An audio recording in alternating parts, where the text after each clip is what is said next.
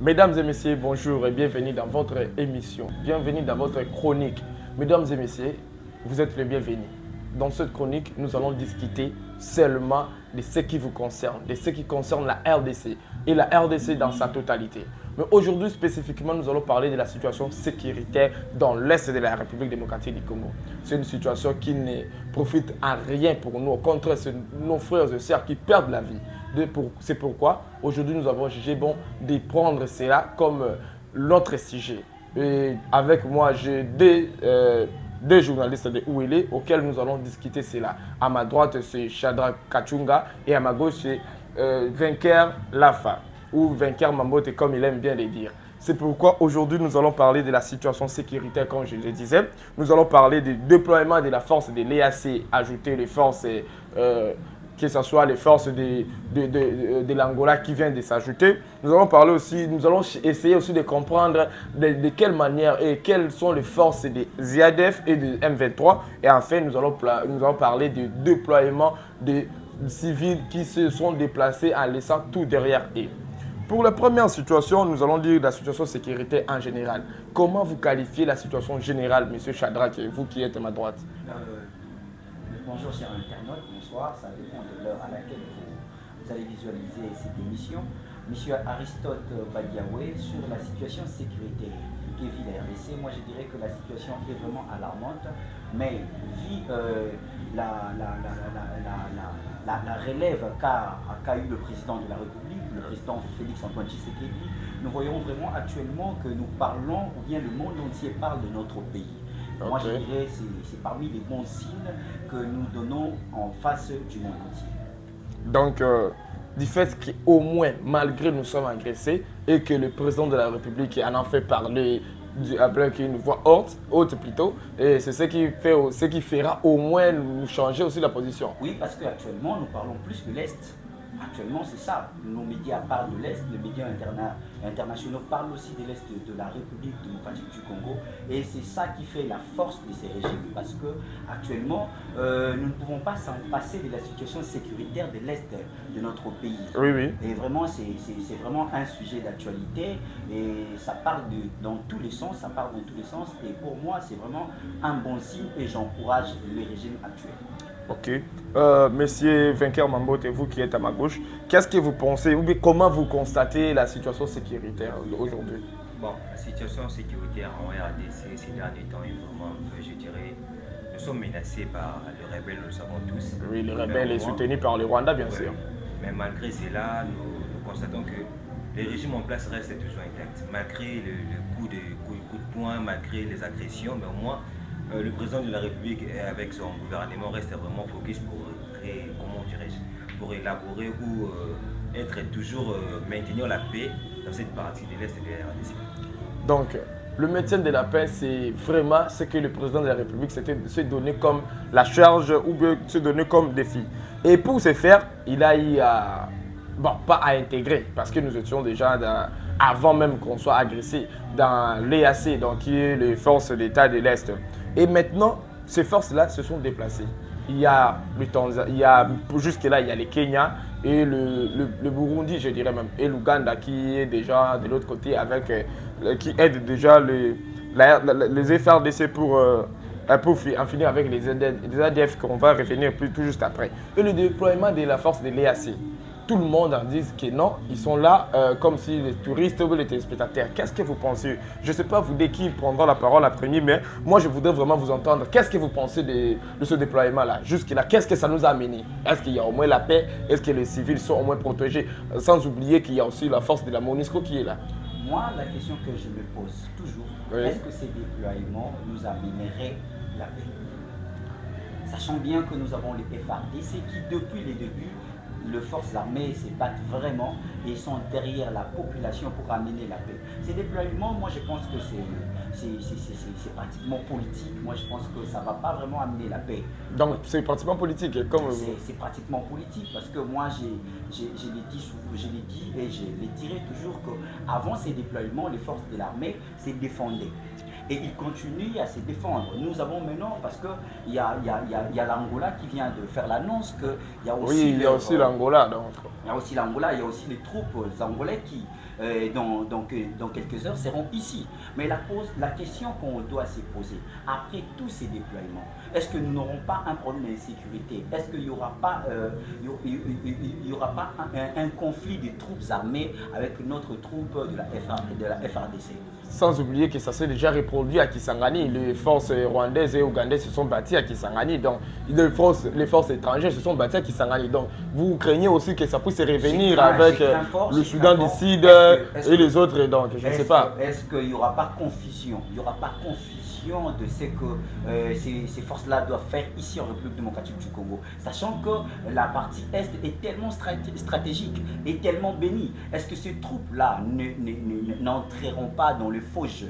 C'est ça la question qu'on doit se poser. Et les faux jeux en question là, je ne sais pas, je n'arrive pas à comprendre. Les faux jeux là, c'est quoi? Il faut comprendre pourquoi les M23 ne veulent pas quitter l'Est de la République. Pourquoi les M23 jusque-là ne respectent pas? Parce que normalement, les M23 devraient être cantonnés quelque part. Oui. Chose qui n'est pas faite jusque-là.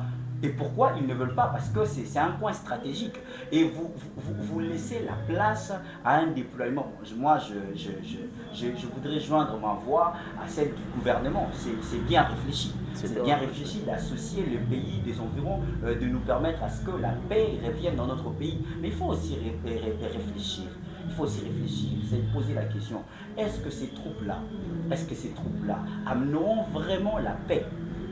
Vraiment la paix. Parce que c'est la question aussi que plusieurs, que ce soit les membres de la société civile ou même des analystes politiques, s'interrogent. Donc, est-ce que cette force-là amènera aussi la paix?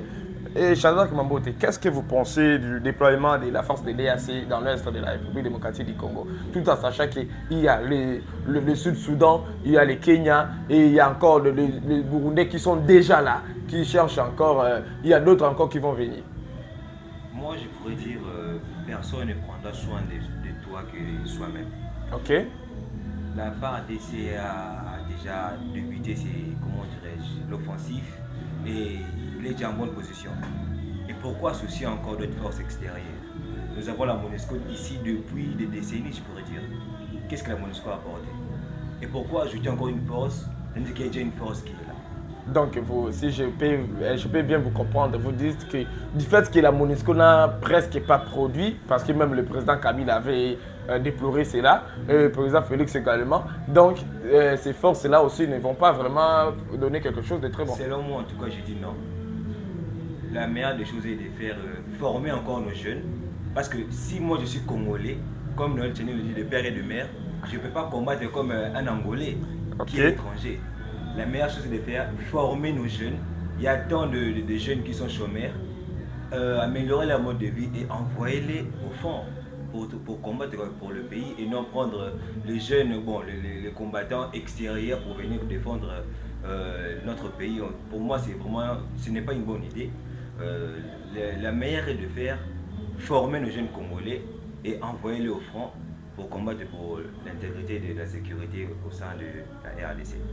Ok, monsieur Shadrack Kachunga, je ne sais pas, vous de votre côté, qu'est-ce que vous pensez de plus que les M23 aujourd'hui utilisent des véhicules, d'après les médias locaux, que ce soit Tazama Info et les autres, ils disent qu'ils utilisent les véhicules identiques à ceux de la force de l'EAC.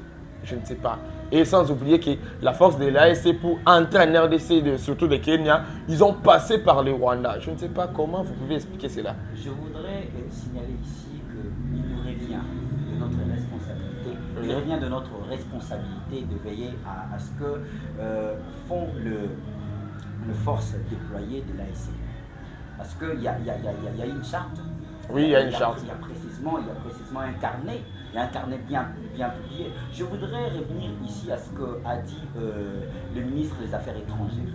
Il a bien précisé, je crois que c'était les 13 de ce mois, il a bien précisé pour dire que les forces armées angolais ne viendront pas pour défendre la République démocratique du Congo, mais ils viendront juste pour veiller à ce qui a été dit à Luanda. Bon, je ne sais pas si vous êtes au courant. Donc, ils seront là juste pour faire veiller, donc pour faire exécuter. Pour faire exécuter ce qui a été dit à Luanda et ce ce qui doit vraiment se faire appliquer. Parce que normalement, le M23 doivent se cantonner, je répète, doivent se cantonner, chose qui n'a pas été faite.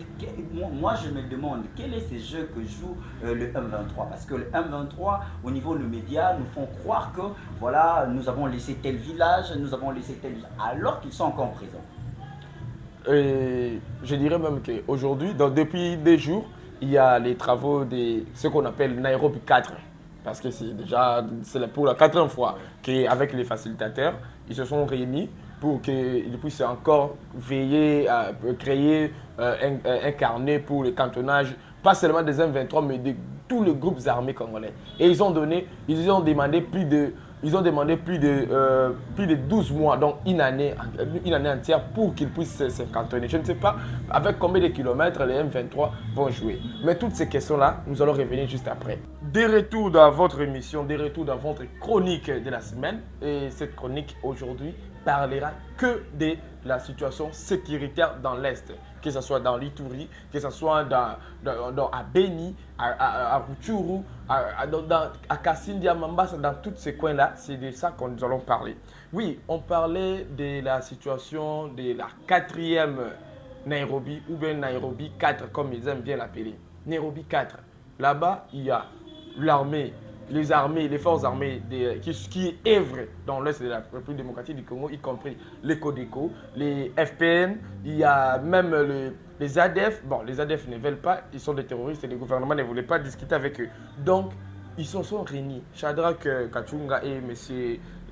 Lafa, qu'on appelle bien vainqueur. Donc, comment vous trouvez à 4 fois, ils n'ont pas toujours de consensus? Cela veut dire quoi? Les forces armées demandent trop au gouvernement, plutôt au gouvernement congolais, ou bien c'est le gouvernement qui ne veut pas de discussion, ou bien ce sont eux qui ne veulent pas de discussion. Comment vous trouvez cela?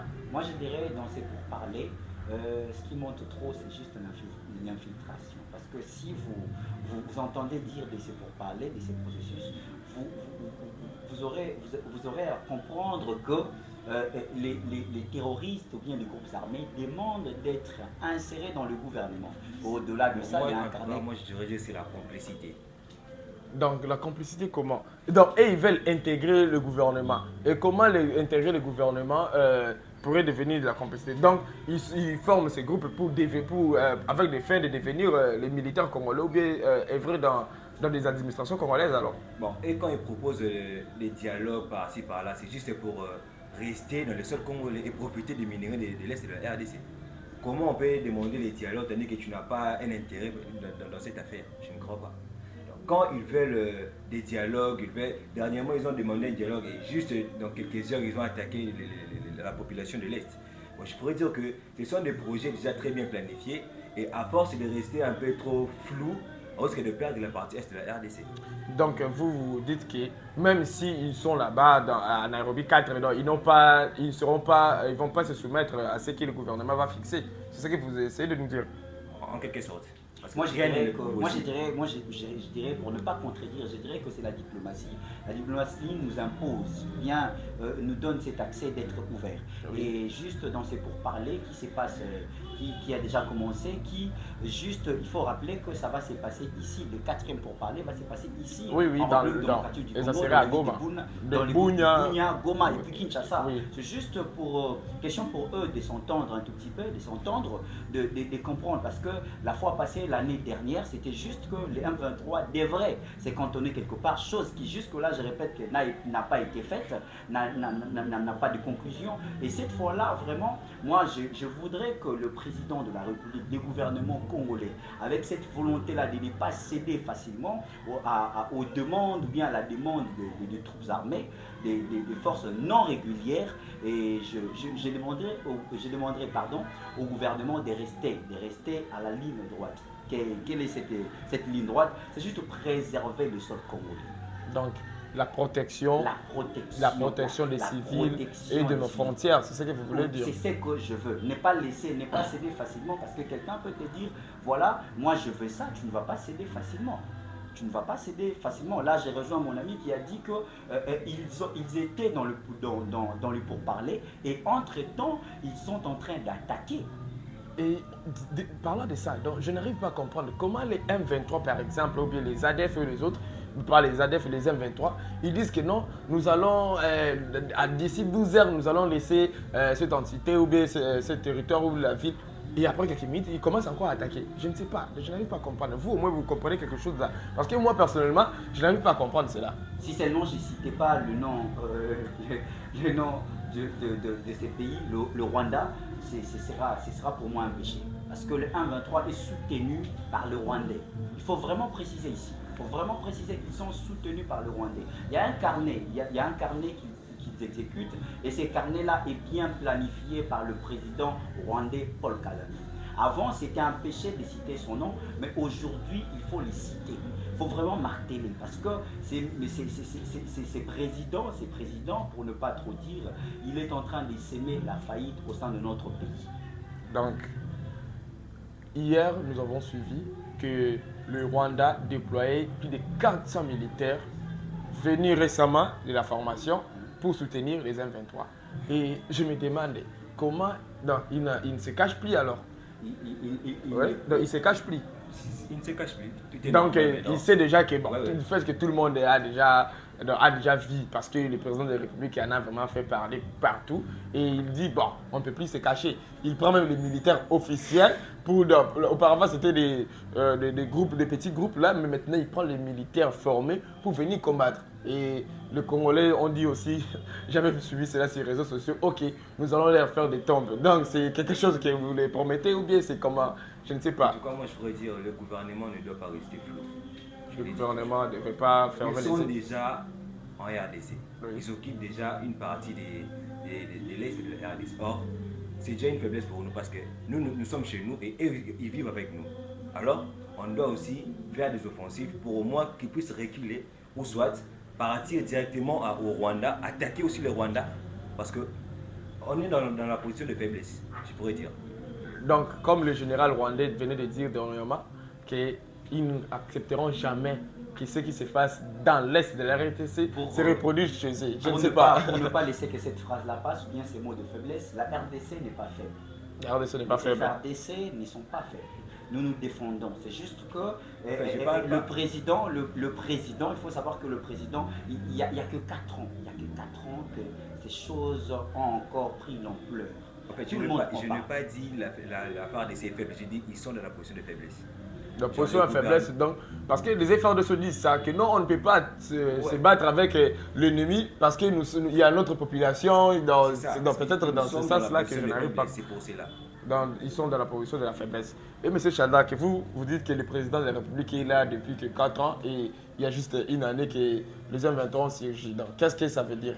Moi, je disais, le président de la République a jusque-là montré la volonté d'amener un changement concernant la sécurité. Le président de la République veut vraiment sécuriser sa population, surtout ceux-là qui sont dans la partie est de la République. Mais je voudrais aussi rajouter ces discours. Nous devons aider la République à avancer. Nous, étant journalistes, nous devons dire la vérité, ne pas cacher des choses, ne pas vraiment manger ou bien boire ces mots. Il faut vraiment être clair, être franc, dire que nous sommes agressés par le Rwanda. Aujourd'hui, ce qui fait la force de l'Ukraine, c'est juste que l'Ukraine hausse le ton de dire que nous sommes agressés par le Russe. Et nous devons les dire tout haut, dire que nous sommes agressés par le Rwandais. Nous sommes agressés par les Rwandais, c'est le mot que nous retenons. Et maintenant, nous voulons faire un peu une différence entre d'autres forces armées, les Codeco, les ADF, les l'ADF MTN et les M23. Quelle différence faites-vous? Sans oublier que les ADF et les M23, le gouvernement les a considérés comme les groupes terroristes. Et les ADF sont soutenus par le groupe État islamique et Daesh, qui jusque-là, ils ont manifesté leur amour ou leur allégeance. Et les M23, groupe créé par un Congolais, mais maintenant dirigé par les Rwandais, c'est pourquoi le Rwanda nous soutient. Et je ne sais pas, comment vous pouvez démontrer la manière de faire des... Parce que les ADF n'ont jamais conquis une ville. Je ne sais pas si vous me je me trompe. Mais les M23 ont l'objectif de conquérir des territoires. Et pourquoi il y a cette différence-là? Moi, ce qui me préoccupe, ce n'est pas le fait de conquérir une ville, c'est le fait de tuer mes frères congolais. de tous les dés, toutes les façons, et que ce soit les ADF et les Maïmaï et tous, du fait qu'ils sont des terroristes. Ce sont des terroristes que la République doit faire en sorte qu'ils soient vraiment exposés, parce que ces troupes sont déjà exposées.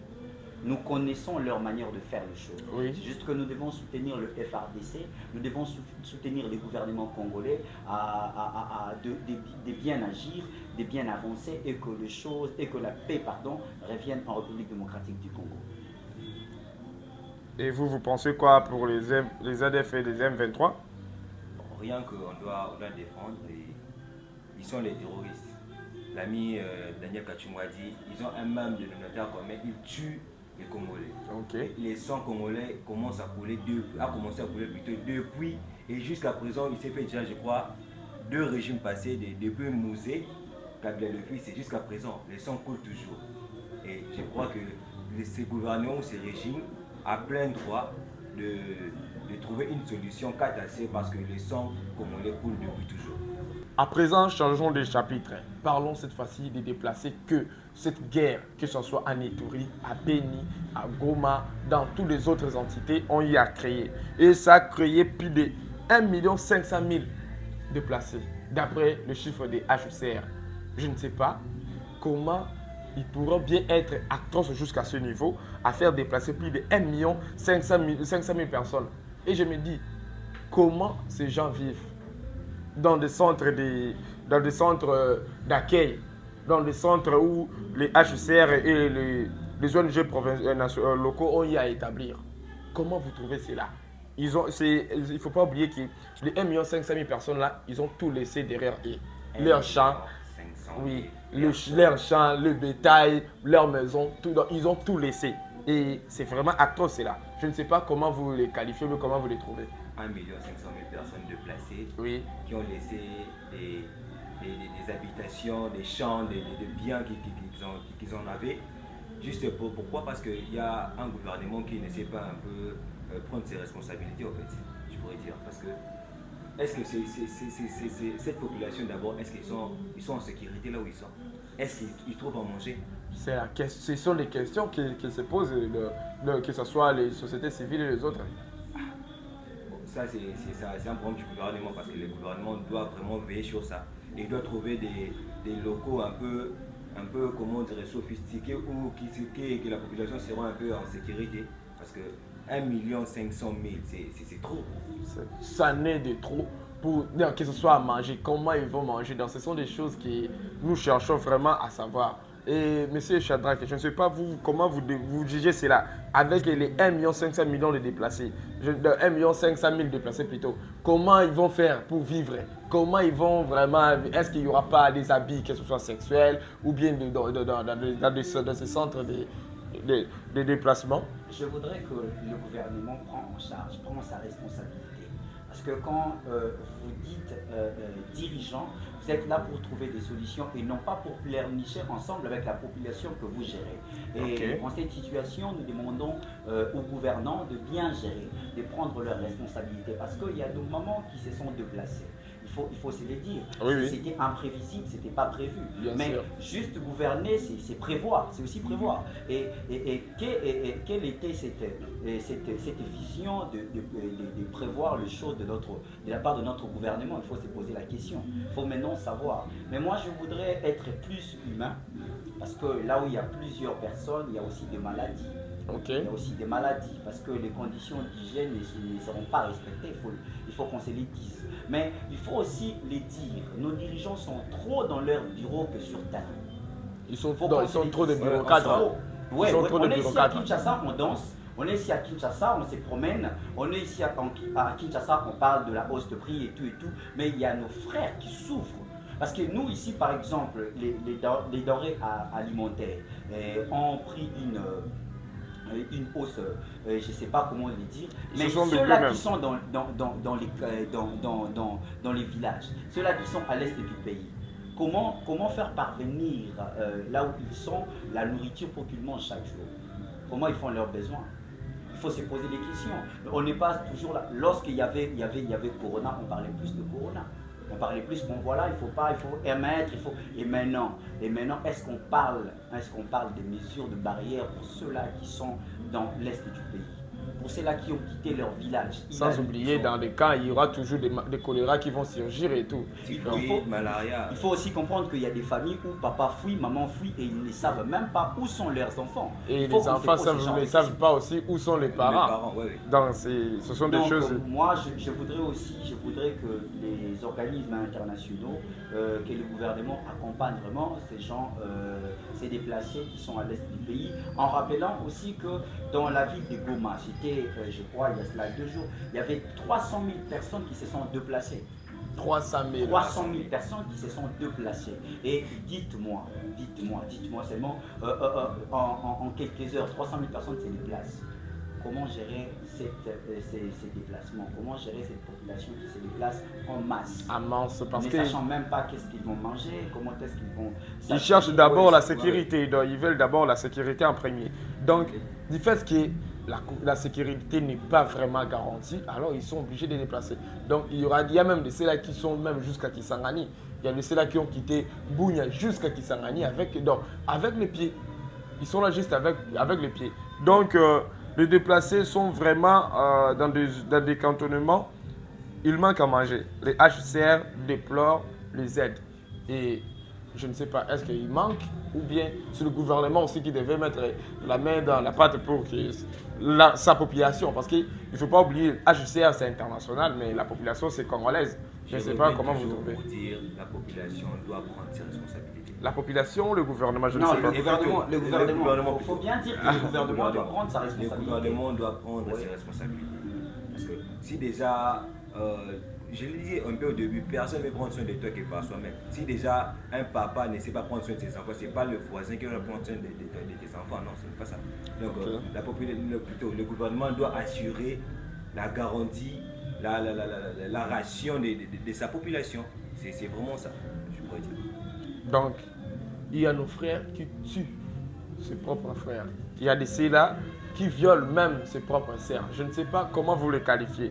Et je me disais, et vous les jeunes, vous êtes Congolais de père et de mère, vous vous êtes enrôlés dans les groupes armés, je ne sais pas pour quelle raison. Si par force, oui, malheur. Mais si c'est par votre volonté, j'aimerais que vous réfléchissiez bien. Mais il faut aussi que je précise que ceux-là qui nous tuent, qui sont congolais, sont aussi des pères et de mères. Il y a aussi ceux-là qui sont de pères et de mères et tuent leurs frères pères et de mères. Parce qu'ils ont proposé l'argent des pacotis qu'ils n'auront peut-être pas à utiliser parce que les FARDC sont déterminés ces derniers temps avec la nomination ou l'ancien gouverneur ou bien le gouverneur militaire vient de retrouver ses postes. Le lieutenant général Constant Dima, je ne sais pas. Qu'est-ce que vous pouvez dire si ça... Non, il a retrouvé encore son poste de centre d'opération dans le Sokola 3. Qu'est-ce que vous pouvez dire dans cela?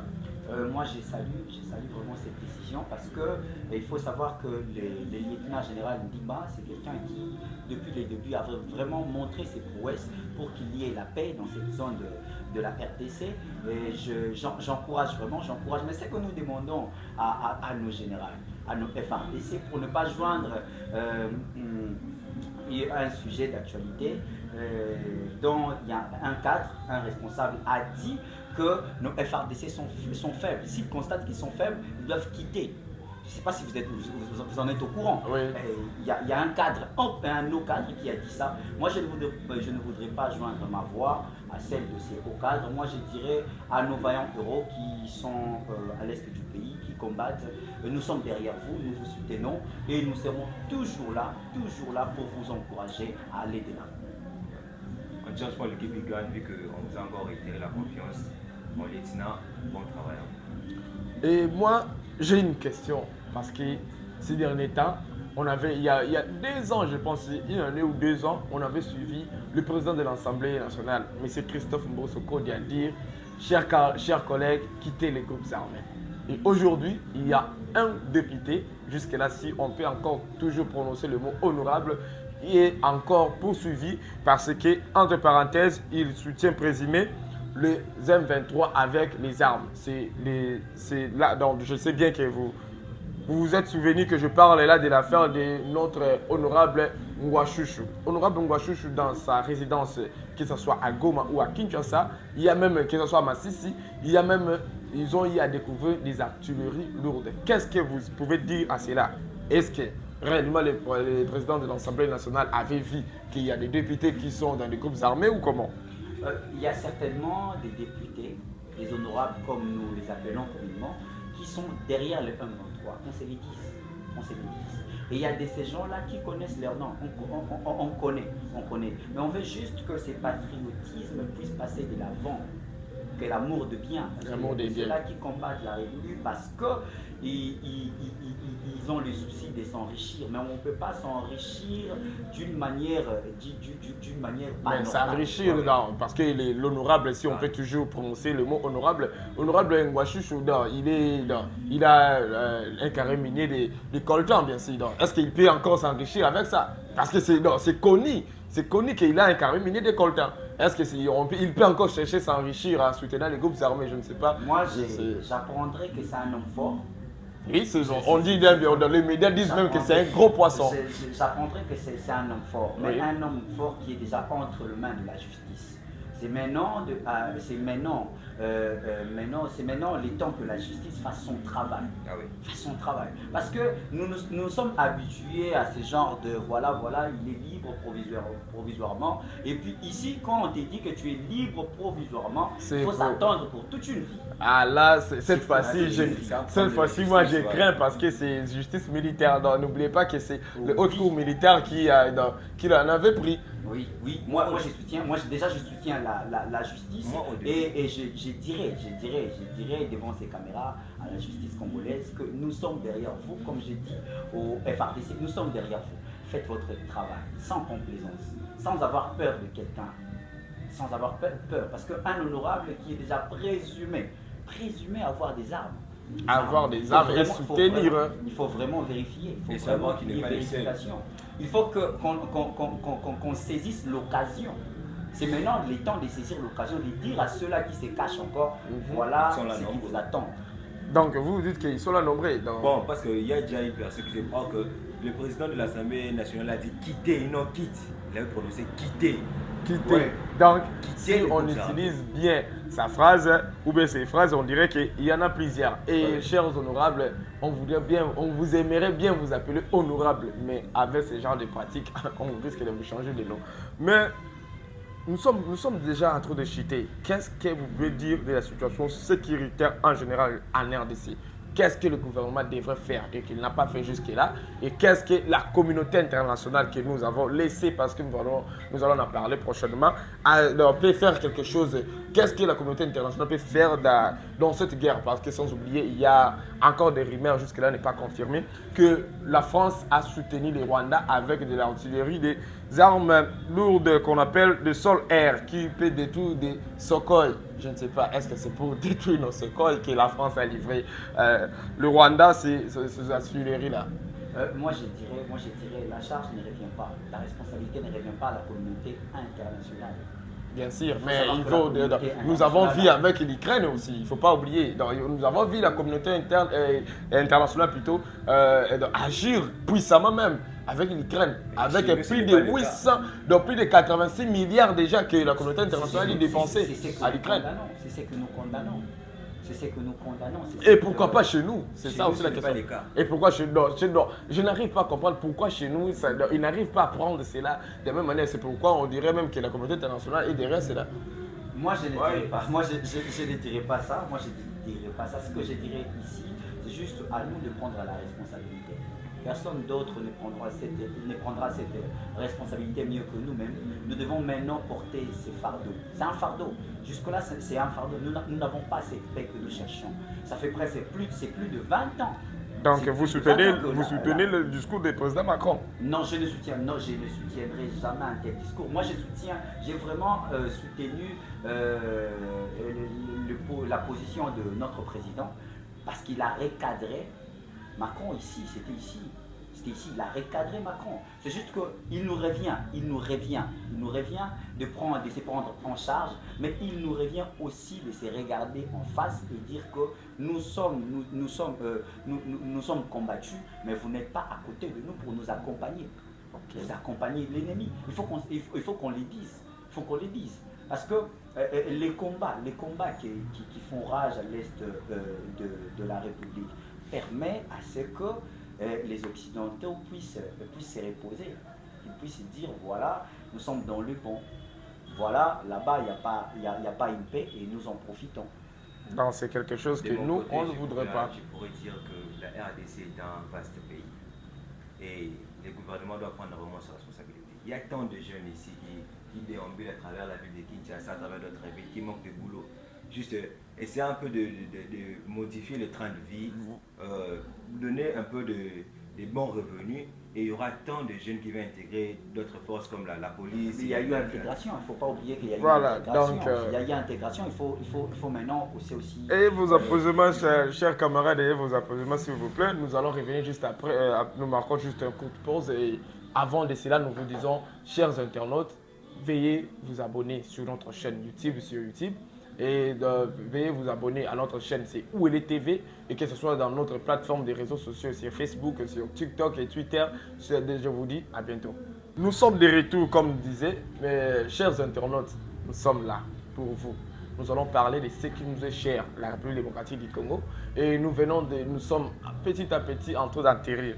Et la sécurité de la RDC, c'est ce qui fait vraiment, parce qu'il y a de cela quelques années, ils ont découvert le jugement de lithium. Et c'est ce qui vraiment le M23 jure à obtenir cela. Et qu'est-ce que vous voulez dire? Est-ce que le M23 bénéficie de l'or de Bunagana, bénéficie de l'or de Rumangambo, bénéficie de l'espace vert parce qu'ils sont en train avec leur bétail pour les faire déjà pâturer? Je ne sais pas qu'est-ce que vous voulez dire avant que nous atterrissons. Ils en bénéficient. Je ne voudrais pas affirmer ici. Mais voir l'insistance, parce qu'ils insistent, non, ouais. Ils insistent, voir l'insistance. Qu'est-ce qu'ils ont à gagner derrière? C'est ça l'interrogation. Une chose qui n'était pas très chère, oui. Il y aura la facilité de lâcher prise. Ouais. Mais nous voyons ce qui est contraire au M23 qui ne veulent pas laisser. Mais comme moi je vois le M23 directement, je vois le Rwandais, je vois le président Kagame. Le Rwanda qui est premier, donc qui est aussi un pays reconnu par Coltan, alors qu'il n'a que l'été. Je ne sais pas, l'été se transforme en Coltan ou comment?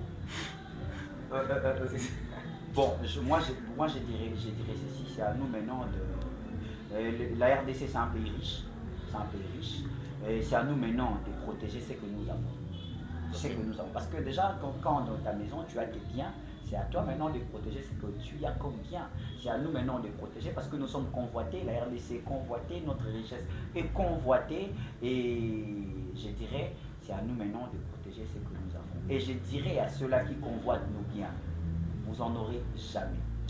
Vous en aurez jamais. Parce que quelque chose que tu voles et une chose que tu prends régulièrement et dans une bonne procédure, c'est vraiment différent. Venez avec de bonnes procédures. Venez officiellement pour que nous travaillions. Parce que c'est la diplomatie, nous devons toujours travailler ensemble. Si vous voulez de nos coltons, venez officiellement. Si vous voulez de l'or, de tout ce que nous avons, venez officiellement. Mais ne venez pas derrière le M23, ne venez pas derrière les groupes armés. C'est ce que nous ne voulons pas. Et nous allons continuer à hausser les tons pour vous dire que ce que vous faites, nous les avons déjà compris. Toutes vos méthodes sont déjà compris, et c'est à nous maintenant de prendre les choses en main. Ok, cher Mambote, je ne sais pas, qu'est-ce que vous avez comme mot de la fin parlant de la sécurité en général en RDC? Bon, la sécurité en général en RDC repose toujours entre les mains des Congolais et du gouvernement. C'est le gouvernement, si il est un peu déterminé à garantir la sécurité de son pays, il le peut. Donc, le gouvernement des Warriors, comme on le disait avant, restez toujours positif et... Ils sont toujours des Warriors, il ne faut pas oublier. Ils sont toujours des Warriors. Oui, voilà. Nous avons un gouvernement des Warriors. Bon, les Warriors sont encore là. Ça, c'est selon mon avis, en fait. Restez toujours les Warriors, comme mon ami Daniel Kachum m'a dit, et garantissez vraiment la sécurité sur toute l'intégralité du pays, la RDC, je pourrais dire. Ok, je ne sais pas si vous avez des salutations parce qu'on veut on puisse aussi soutenir les jeunes ou saluer les jeunes parce que les jeunes continuent à se mobiliser pour soutenir les FRDC, pour soutenir l'État congolais. Je ne sais pas, de l'entrepreneuriat ou je ne sais pas de quel côté. Vous avez un jeune que vous pouvez au moins les soutenir par son nom ou bien par assistance, ce qu'il fait comme service. Bon, il y a des jeunes déterminés que le gouvernement n'a pas encore jeté un coup d'œil sur eux. Oui. Je pourrais dire qu'il y a des organisations comme MG, comme Mouvement de jeunes pour l'émergence du Congo. Il y a le président Rota Amango, que je suis communicateur. Il y a assez beaucoup de jeunes qui font des exploits, mais malgré le gouvernement ne tienne pas compte jusque-là.